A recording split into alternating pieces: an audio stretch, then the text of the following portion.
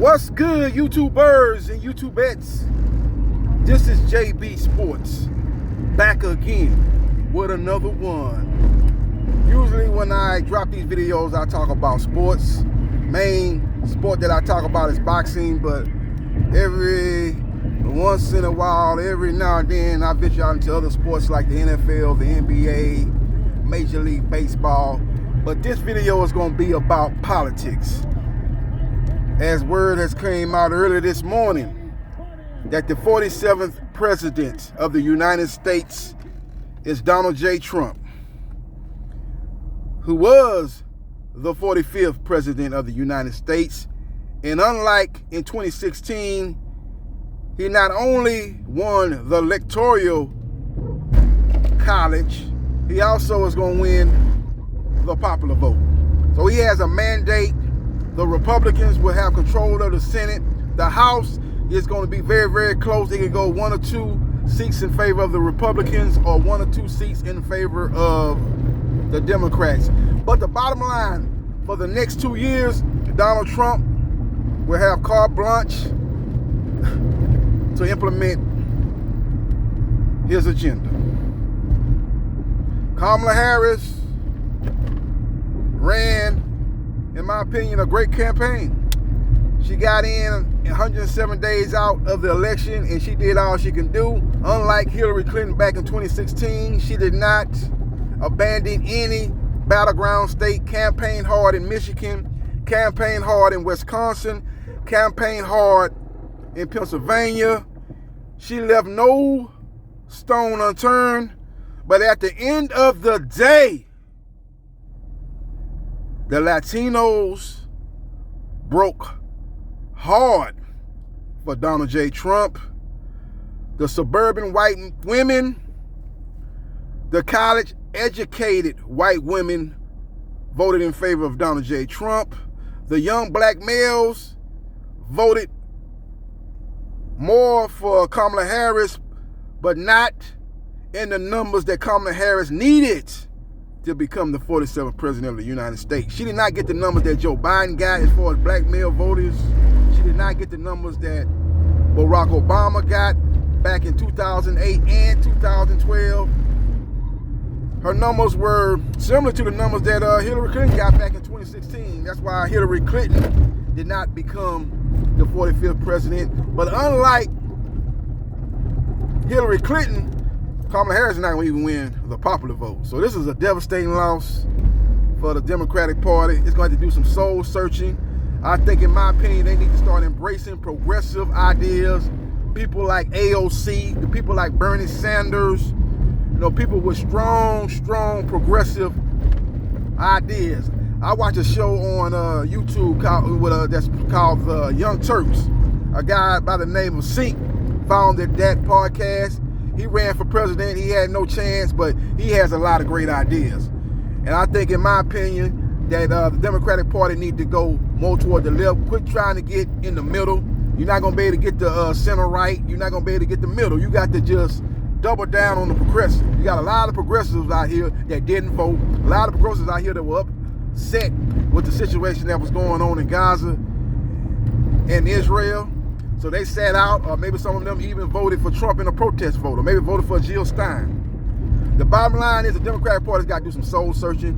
They took a beating last night. This was what you call a red wave. This was the most decisive victory since 2004 when George W. Bush defeated Kerry. He won the popular vote. John Kerry. I ain't gonna, got to get his first name and the second name. John Kerry. He was able to defeat John Kerry in 2004. He won the popular vote and the electoral college. Unlike what he did in 2000 when he beat George W. Bush in the George W. Bush beat Al Gore in the electoral college, but he did not beat Al Gore in the popular vote. And a lot of people didn't think he beat him in the electoral college. A lot of people thought that more people in Florida attended to vote for Al Gore than attended to vote for George W. Bush. But as we know, remember those butterfly ballots? That was very, very confusing. And That was a very, very controversial decision that was rendered by the Secretary of State in Florida to give George W. Bush the win. But at the end of the day, the next 4 years in 2004, he ran a better campaign and he was able to win the Electoral College without any controversy, and he was able to win the popular vote without any controversy. So you got to give Donald J. Trump a lot of credit. This guy is a convicted felon. He was convicted on 34 counts. That sentencing is going to be coming down or be rendered, was supposed to be rendered, and the decision is supposed to be made on November 26th. I kind of doubt that sentencing will take place. He's got 3 other cases that he has been fighting. I think 2 of those cases will be dropped, as he will put people in charge to basically shoot down those cases, for the lack of a better word. The only case that's kind of maybe he might have some issues with is the case in Atlanta, because he has no jurisdiction over the case in Atlanta. But that case is mired in a lot of controversy, a lot of scandal, as the DA was found out to have a relationship with one of the other attorneys that was working on the case. So that was what you call a conflict of interest. So that case is in turmoil. Maybe they'll be able to get that case together. Maybe the district attorney maybe have to step down or recuse herself. Maybe they get somebody in her place to pursue and continue to pursue the case. But that's going to basically delay that case, and it's going to get delayed, and Trump has great lawyers, and those lawyers know how to find every loophole to kind of push that stuff back. And I just think at the end of the day, that case ain't going nowhere. And the case as far as the Stormy Daniels case, where he was found guilty, even if they do sentence him in that case, he's not going to do no jail time. That's a case that, he might get probation or house arrest or something like that. It's more likely probation. It's not going to be any situation where he does any kind of jail time. So we will see what happens, and we will see what transpires. But Donald J. Trump is the 47th U.S. president. Great win for him. They had a good ground game. They had a good message as the economy was an issue. And at the end of the day, people both with their pocketbooks, they were not happy with Joe Biden and Kamala Harris administration. They felt she was going to be a continuation of the Joe Biden failed policies. She tried to distance herself from Joe Biden in the last month, last half a month. She tried to distance herself from Joe Biden. That did not work. Her running mate, Waltz, turned out to be a wash. If anything, he might have been a little negative as far as what he added to the ticket. I like Waltz as a governor of Minnesota. I think he has a great story, a former football coach. I think he's going to be one of the people that they're going to be looking to run maybe in the next 4 years. But as far as what he added to Kamala Harris, it wasn't too much.